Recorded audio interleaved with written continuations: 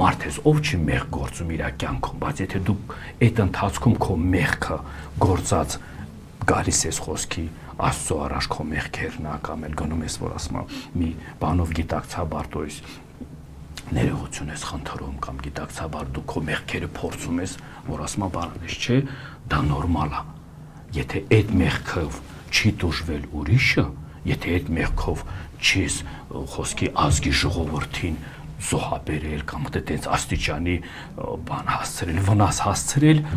ամեն ինչ էլ կարելի է որ ասում ընդհանուր բանի մեջ, կյանքի մեջ սաղ բերել, որ ասում եմ, բայց որ դու շարունակում ես դա, բայց դու որ դա դրանով չես բավարարվել, նորից ես կրկնապատում կամ ուզում ես տանես էլ ավելի մեծ փորձանքների,